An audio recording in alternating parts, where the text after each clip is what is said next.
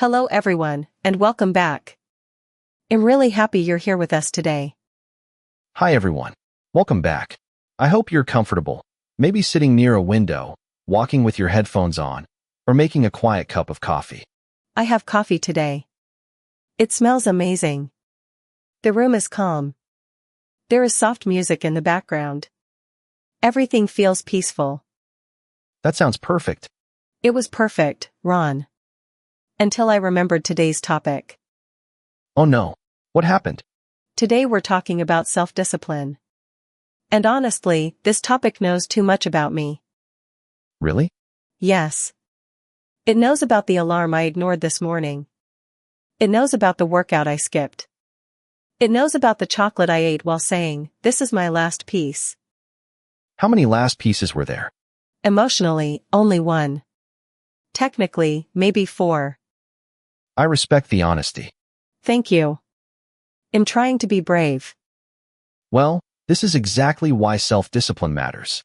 Not because we want to become perfect, but because we want to become more honest with ourselves. That already sounds deeper than I expected. Self-discipline is often misunderstood. People think it means being strict, cold, or hard on yourself. Yes. When I hear discipline, I imagine someone waking up at 5 a.m., running in the rain, eating plain vegetables, and smiling like pain is a hobby. That image is a little intense. Very intense. I want discipline, but I also want joy. And warm bread. You can have both. Real self-discipline is not the opposite of joy. It is the structure that protects your joy. The structure that protects your joy. That is beautiful. Think of it like a cup. A cup has a shape. Because it has a shape, it can hold tea. So discipline is the cup? Exactly. Without some structure, our energy spills everywhere. Wow. My energy has been spilling for years. Mine too, sometimes. So self-discipline is not about attacking myself. It is about giving my life a shape. Yes. It is the ability to guide your actions toward what matters, even when your emotions are pulling you somewhere easier. That makes sense. Because emotions are strong. My emotions can pull me toward the sofa in 3 seconds. The sofa is a powerful force. It really is. It whispers, "Come here. Bring snacks. Forget your dreams." And discipline says, you can rest later, but first, take one small step. I like that. One small step. Not one giant life transformation. Exactly. Most people fail at discipline because they start with a fantasy version of themselves. Oh, that hurts. But it is true. They imagine a version of themselves with unlimited energy, perfect focus, and no bad days. Night Jennifer does that. Night Jennifer makes beautiful plans. Morning Jennifer looks at those plans and says, "Who wrote this?" I know that feeling. At night, I write, wake up early, study English, exercise, cook breakfast, clean the room, answer emails. In the morning, I can barely find my socks. That is why discipline must be realistic. It has to fit your real life, not your fantasy life. So the first question is not, what would a perfect person do? Exactly. The better question is, what can I actually repeat? Repeat. That word is important. Very important. Discipline is built through repetition. Not intensity. Not drama. Repetition. So doing 10 minutes every day is better than doing 3 hours once and then disappearing? Usually yes. Especially for learning English. That is comforting. Because many English learners feel guilty when they cannot study for a long time. Yes. But consistency is more powerful than occasional intensity. Consistency means doing something regularly, right? Exactly. It does not mean doing it perfectly. It means coming back again and again. Coming back. I love that phrase. Me too. Discipline is the art of coming back. The art of coming back. That sounds gentle. It should be gentle. Harsh discipline often creates shame. Gentle discipline creates trust. Trust with yourself? Yes. Every time you keep a small promise, your brain learns, I can count on myself. I can count on myself. That is such a good phrase. It means you can depend on yourself. I want that. I want to feel like I can trust myself. Then start with promises so small that you can keep them even on a messy day. For example, I will listen to English for 10 minutes after breakfast. Or, I will write 3 sentences before bed. Or, I will walk for 15 minutes after dinner. clear, simple, and not scary. Exactly. A vague goal creates confusion. A clear goal creates action. Vague means not clear, right? Yes, I should study more is vague. I will study for 10 minutes after breakfast is clear. I do this all the time. I say, I should be healthier. I should read more. I should use my phone less. Then I do nothing. Because the brain does not know what to do next. My brain needs simple instructions. Most brains do. Ron, can we talk about motivation? Because I love motivation. I watch one inspiring video, and suddenly I feel like I can become a completely new person by Monday. Motivation is wonderful, but unreliable. Unreliable means we cannot fully depend on it. Exactly. Motivation is like weather. Some days it is sunny. Some days it is cloudy. Some days it does not show up at all. My motivation often takes a vacation without telling me. Mine too. Very rude. That is why we need systems. Systems? A system is a simple process that helps you act even when you do not feel inspired. So motivation says, I feel like doing it. But a system says, this is what I do after breakfast. Perfect. That is the difference. I like that. It removes the emotional negotiation. Exactly. Emotional negotiation is exhausting. Oh, yes. I know that conversation in my head. Should I study now? Maybe later. But I'm tired. But I should. But maybe I deserve rest. But maybe I'm lazy. It is like a meeting with 10 confused people. And nobody is taking notes. Exactly. A system makes the decision before the emotion arrives. That is powerful. Make the decision before the emotion arrives. For example, if you decide, after I make coffee, I listen to English for 10 minutes, then you do not need to debate it every morning. Coffee becomes the reminder. Yes, this is called attaching a habit to another habit. Attaching means connecting. Right. You connect a new habit to an old habit. After brushing your teeth, you review 5 words. After lunch, you take a short walk. After dinner, you clean the kitchen for 5 minutes. That feels natural. Like the new habit has a home. Exactly. And habits need a home. If you are enjoying this conversation, don't forget to like, subscribe, and comment the word discipline if you want to build better habits and speak English more naturally. Yes. Comment discipline. And tell us one small promise you want to keep this week. It can be very simple. 10 minutes of English. A short walk.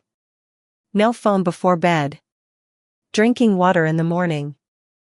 Small promises can become powerful over time. Ron, I want to talk about the phone. Because for many people, self-discipline dies in the phone. That is very true. I pick it up to check one message.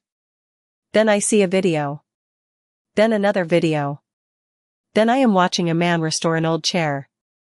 I do not own an old chair. I do not need an old chair. But somehow, I care deeply. The internet has a gift for making everything feel urgent. Yes. And then 30 minutes disappear. This is where environment matters. Environment means the things around us. Exactly. Your phone, your desk, your bed, your snacks, your books, your apps. All of these things shape your behavior. So discipline is not only about willpower. Not at all. Willpower is limited. If your environment fights against you all day, you will get tired. That makes me feel less guilty. Good. We still take responsibility, but we do not need to blame ourselves for everything. So how do we make the environment better? Make good habits easy and bad habits harder. Good habits easy. Bad habits harder. If you want to study English, keep your notebook open on your desk. If you want to exercise, put your shoes near the door. If you want to sleep earlier, charge your phone away from your bed. Away from my bed? That is almost a breakup. A healthy breakup. Maybe a temporary breakup. That works too. I like the idea of reducing friction. Great phrase. Friction means the small difficulty that makes an action harder. So if my book is inside a drawer, under papers, behind my laptop, there is too much friction. Exactly. But if the book is open on the table, there is less friction. And if my phone is in my hand, scrolling has no friction. Right. So add friction to distractions. Put the phone in another room. Turn off notifications. Log out of apps. Make the easy bad habit slightly less easy. That sounds practical. Practical discipline is better than dramatic discipline. I need that on my wall. Me too. Let's go deeper, Ron. Because sometimes I do not lack discipline because I am lazy. Sometimes I avoid things because I am afraid. That is an important point. When I want to speak English, I sometimes freeze. Not because I do not care, but because I am afraid of sounding foolish. That fear is very common. Avoidance often looks like laziness from the outside, but inside, it may be fear, insecurity, or exhaustion.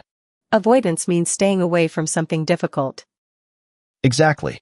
And avoidance gives short-term comfort, but long-term stress. That is so true. When I avoid studying, I feel comfortable for 1 hour. Then later, I feel guilty. Yes. Self-discipline asks us to choose a little discomfort now to create more peace later.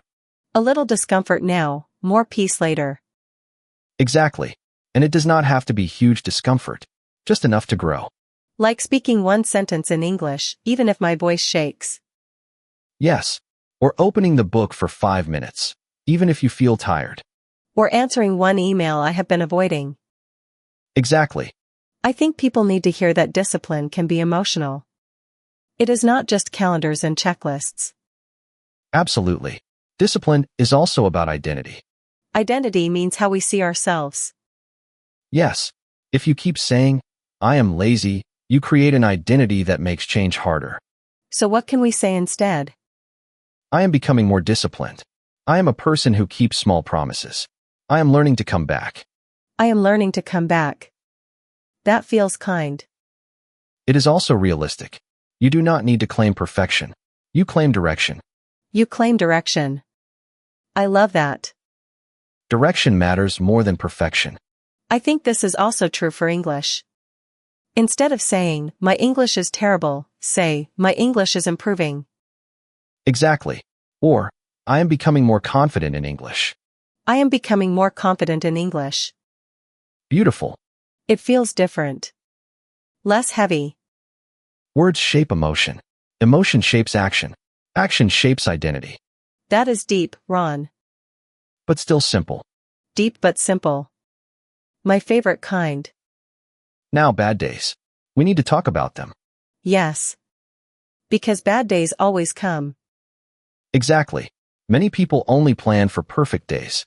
They imagine they will have time, energy, focus, and a quiet room. But real life says, here is a late bus, a stressful email, and a headache. Exactly. So we need a minimum version of the habit. Minimum version? The smallest version that still counts. On a good day, you study for 30 minutes. On a bad day, you listen to English for 3 minutes. 3 minutes counts? Yes, because it keeps the habit alive. I like that. It protects the habit. Exactly. The goal on a bad day is not performance. The goal is continuity. Continuity means not stopping completely. Right. Keep the line alive. So if I cannot do a full workout, I stretch for 2 minutes. Yes. If I cannot write a full journal page, I write 1 sentence. Yes. If I cannot clean the whole room, I clean 1 corner. Exactly. That makes discipline feel more human. It should be human. We are not machines. Thank goodness. I would be a very emotional machine. A machine with coffee. And cookies. Of course. Now let's give listeners some steps they can try today. Step 1. Choose one habit that truly matters to you. Not a habit you choose just because everyone online is doing it. Exactly. Choose something connected to your real life. English speaking, better sleep, walking, reading, saving money, or studying. Step 2. Make it specific and small. Not I will study more, but I will study English for 10 minutes after breakfast. Not I will be healthier, but I will walk for 15 minutes after dinner. Perfect. Step 3. Attach it to an existing habit. After coffee, listen to English. After brushing your teeth, review 5 words. After dinner, prepare your clothes for tomorrow. That makes the habit easier to remember. Exactly. Step 4. Design your environment. Put helpful things close. Put distractions farther away. Notebook on the desk. Phone away from the bed. Shoes near the door. Perfect. Step 5. Track your progress simply. Use a calendar, a notebook, or a small check mark. I love check marks. They give me quiet happiness. They show you that you showed up. Showed up means you came and did your part. Exactly. Not perfectly, but honestly. Step 6. Create a restart rule. Say, if I miss one day, I restart the next day with the smallest step. No drama. Just restart. Exactly. Can we repeat some useful phrases? Of course. I can start before I feel ready. I can start before I feel ready. I can keep one small promise today.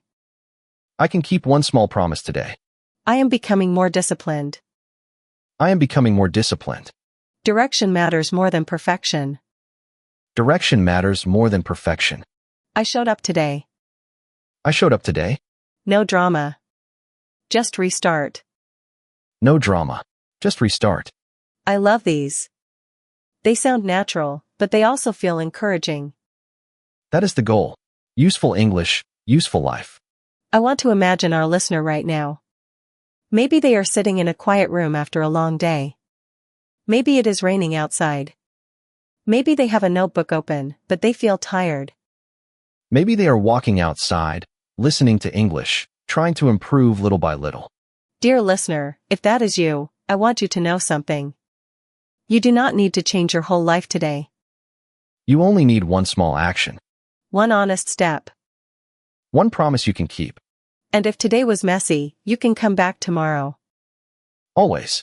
Self-discipline is not the story of a perfect person. It is the story of a person who keeps returning to what matters. That feels peaceful. It is peaceful. Discipline, at its best, gives us peace. Today we learned that self-discipline is not punishment. It is care for your future self. We learned that motivation is helpful, but not always reliable. So we build systems and habits. We learned to make good habits easy and distractions harder. We learn to start small, stay consistent, and restart without shame. And we learned that a bad day is not the end. It is just part of the road. So today, choose one small promise. Make it clear. Make it easy. Do it gently. Then say, I showed up today. Because you did. Thank you for spending this calm time with us. Thank you for learning with us. Take care of your body. Take care of your mind. Take care of your English. And take care of the person you are becoming. We believe in your small steps. And we believe those small steps can take you further than you think. See you next time. See you next time. Bye, everyone. Bye.